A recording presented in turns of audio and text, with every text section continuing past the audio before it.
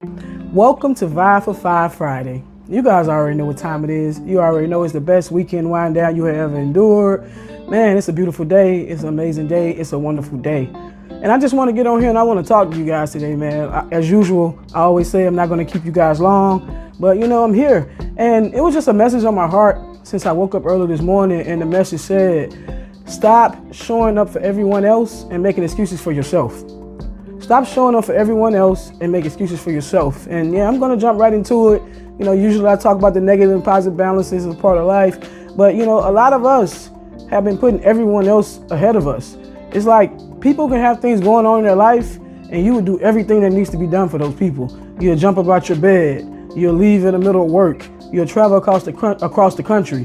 Doing whatever you have to do, you'll sacrifice. But when it comes to yourself, we're making excuses. You think God put you here just to settle?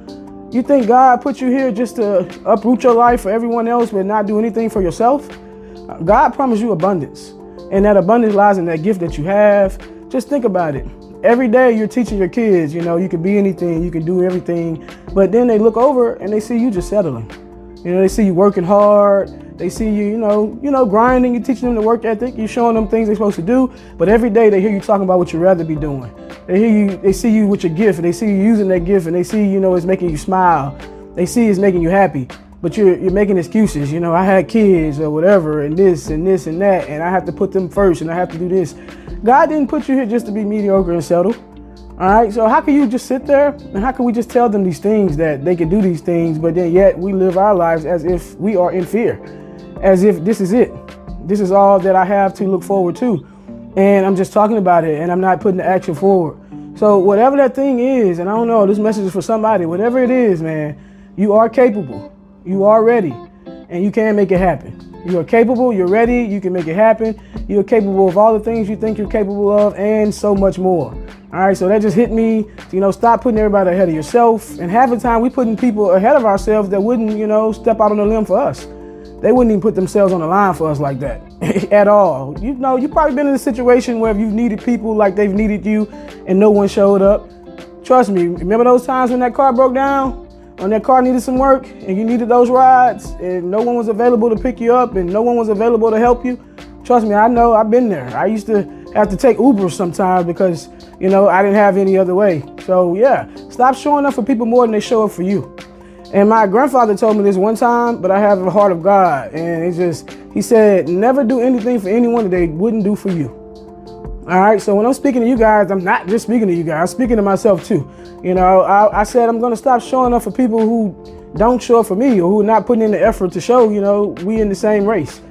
So stop doing that. Stop holding these people above you, because that's what you're doing. You letting them give you the bare minimum and we going above and beyond for them. And that goes for family, friends, loved ones, whoever. No one's exempt from this, man. You got to stop doing that. I find myself being an overgiver, and I said in 2024, that's not happening anymore.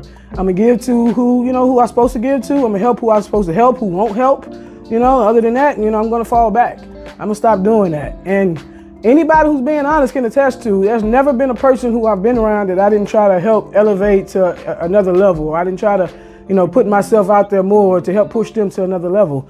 And that's probably why my purpose is my purpose. Me pushing people and seeing potential and helping them get to the next step brings me more joy than, doing it for myself. All right, so, that's why I'm doing what I'm doing. I find joy in bringing other people peace and happiness. So, that's my purpose. So figure out what that is and, let's get to work. Life is short, and I always say that. I'm always sound like the Grim Reaper all the time. It really is, though.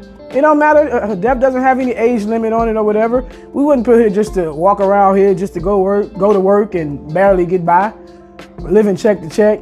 Even if we have a job, we're making a lot of money. We got our expenses matching the money that we make, so we're still not enjoying it. We still are living, one missed day, one missed work week, and it's over with for us. So, we're gonna stop that. Use these gifts, man.